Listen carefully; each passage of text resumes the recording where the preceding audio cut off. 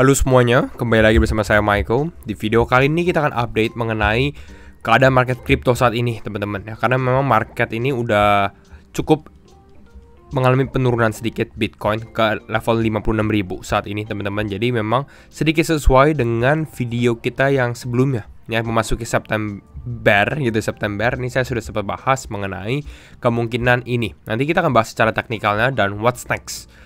Kelanjutannya apa? Mungkin teman-teman mau outlook selanjutnya, kita coba update market crypto hari ini, teman-teman. Jadi kalau kalian suka, jangan lupa untuk share videonya, like ataupun subscribe. Kita langsung masuk ke dalam intronya terlebih dahulu ya.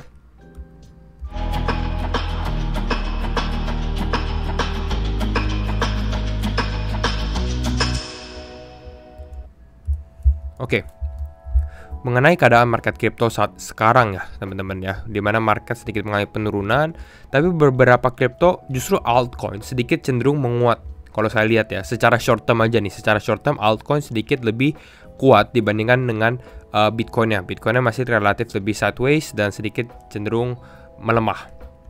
Fear and greed tapi di area level 29, jadi memang kita masih sangat-sangat fearful, teman-teman, dan nggak harus terburu-buru juga gitu ya. Kalau situasi market seperti ini, sebenarnya lebih bagus kita dollar cost averaging aja DCA, tapi secara lebih pasif. Jadi bukan mungkin setiap minggu, tapi lebih karena mungkin setiap 2 minggu sekali atau mungkin setiap bulan, karena market ini masih konsolidasi sih menurut saya. Jadi bisa jadi mengalami penurunan lagi gitu. Nanti kita coba lihat secara teknikalnya ya.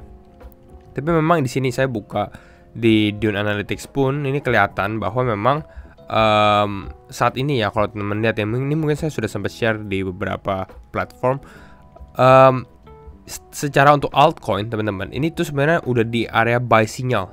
Ini buy signalnya itu sell your house. Istilahnya ini adalah menjual rumah untuk beli altcoin ya, tapi bukannya harus diikutin, tapi intinya tuh seperti itu. Istilahnya ini udah buy signal dan nanti jualnya waktu buy a house lah istilahnya di area atas ini. Jadi ini dia ngambil dia sistem lah untuk trigger altcoins. Jadi di bawah 0,4 adalah accumulation zone, which is sekarang kita udah di area itu gitu. Jadi ini kita di area yang sebenarnya cukup menarik. Bahkan ini dari tahun 2020, 2021 ini paling rendah, teman-teman. Tapi memang perlu diperhatikan, altcoin sepertinya belum terlalu performing di siklus kali ini. Jadi memang seleksi itu sangat penting gitu ya.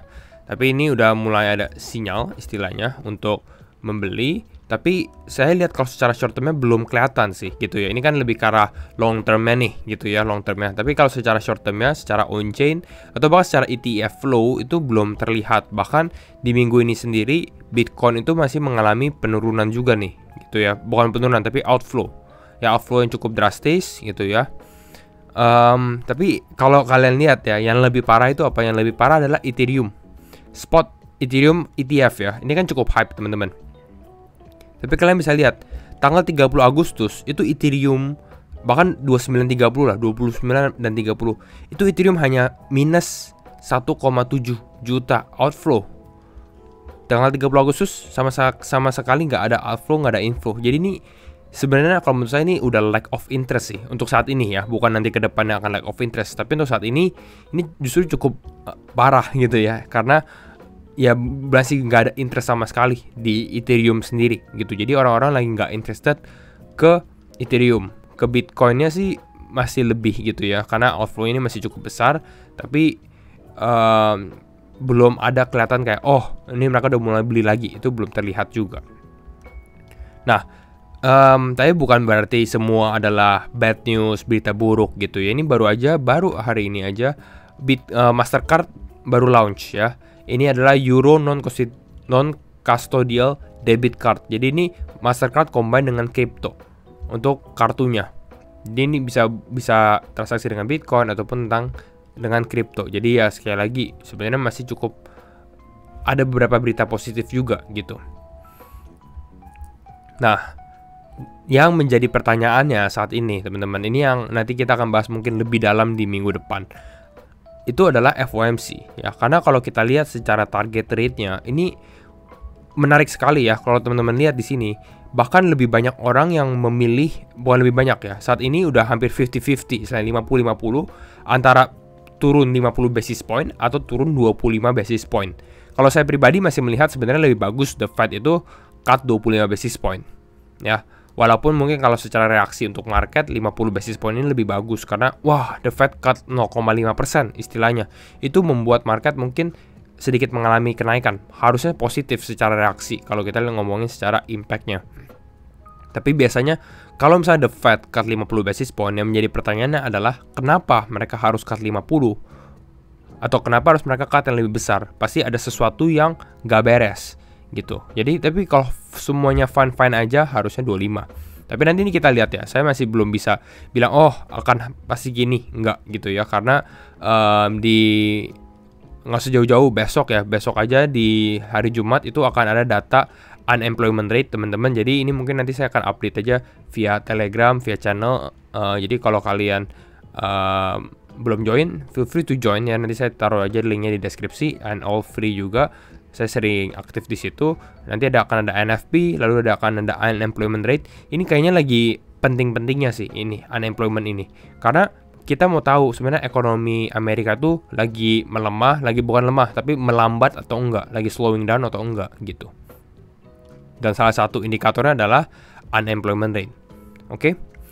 Next up adalah liquidation. Kita masuk ke technical, teman-teman.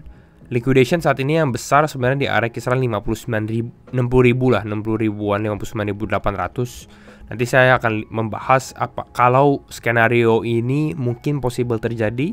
Tapi sebenarnya kalau kita dari saat ini ya, saat sekarang nih teman-teman, masih cukup jauh sih sebenarnya untuk Bitcoin ke area 59 atau 60 ribu. Ini naik sekitar 5%. Ya, tapi mungkin kita bisa lihat ya, karena adanya unemployment rate. Kalau datanya favorable, bisa naik.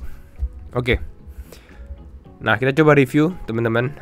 Untuk saat ini, kalau bisa cek aja di video ini, saya nggak mau show juga teman-teman. Tapi memang secara plan gitu ya, secara kasat mata itu sesuai. Dimana di sini kita bahas, market naik dulu gitu ya, Bitcoin naik dulu, lalu akan ada possible rejection di area kisaran 4 jam exponential moving average 50-nya, dan memang juga udah hit gitu ya. Ini udah hit, udah ke reject juga.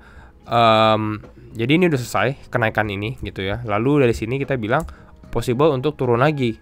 Dan memang yang terjadi adalah market mengalami penurunan dan hit level liquidity. Ya, which is di sini. Nah, ini hit key supportnya. Nah, what's next teman-teman? Nah, satu hal yang saya lihat sebenarnya untuk saat ini adalah bottom yang cukup kuat sebenarnya untuk, bukan bottom ya, tapi ini area yang cukup kuat untuk Bitcoin. Kalau kita lihat di time frame 12 jam mungkin ini lebih kelihatan. Tuh.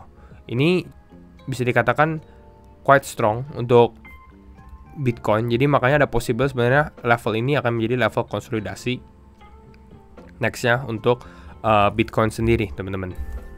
Dan saat ini udah mulai mengalami kenaikan lagi, tapi masih lebih ke arah sideways. Kalau saya rasa favorable skenario-nya sebenarnya ini, kalau kita kasih ambil ini gitu ya, favorable skenario-nya mungkin possible sebenarnya untuk dia sideways dulu kayak gini gitu ya.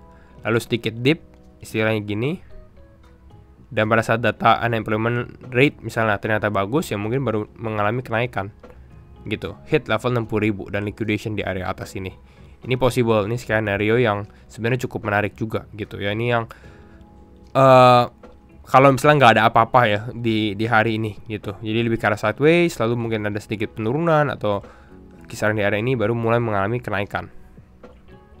Atau ya possible sebenarnya untuk market lebih karena untuk naik dulu, tapi cukup susah ya, karena kemarin pun kalau kita lihat ini Bitcoin naik di sini naik 56 ke 58 aja cuma naik 3,5%, tapi orang-orang udah cukup wah market akan naik lagi gitu, karena cukup desperate lah istilahnya, karena market sangat-sangat choppy teman-teman.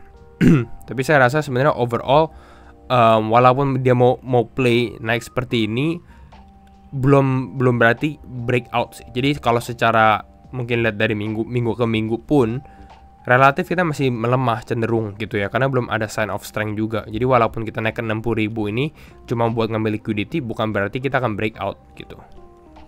Tapi bisa keep an eye aja di area ini gitu ya. Ini saya delete aja. Nah, jadi itulah untuk update Bitcoin ya. Lalu yang menariknya juga, saya tadi cek sedikit, itu adalah di Bitcoin dominance ya, bahwa Bitcoin dominance, kenapa tadi saya bahas altcoin justru sedikit mengalami kenaikan minor aja sih, karena memang Bitcoin dominance ini udah mulai turun, tapi saya rasa ini turunnya bukan signifikan sekali, karena kalau kita lihat secara time frame luasnya, ya ini dia cuma sideways aja sih, ya. Ini kan sideways aja nih, nggak terlalu banyak pergerakan, gitu. Tapi kita bisa ambil misalnya time frame lebih luas, nah, apakah bisa breakdown? Karena kalau kita pegang altcoin, yang kita mau adalah untuk Bitcoin dominance ini mulai breakdown, mulai ke bawah gitu. Dan ini mungkin udah menarik nih, ada potensi sebenarnya untuk dia turun gitu ya, lalu mulai breaking down. Nah ini mungkin menjadi potensi yang bisa kita perhatikan untuk Bitcoin dominance. Tapi ini belum confirm sih menurut saya, jadi bisa jadi tetap aja sideways terus gitu ya, tapi possibility gitu ya.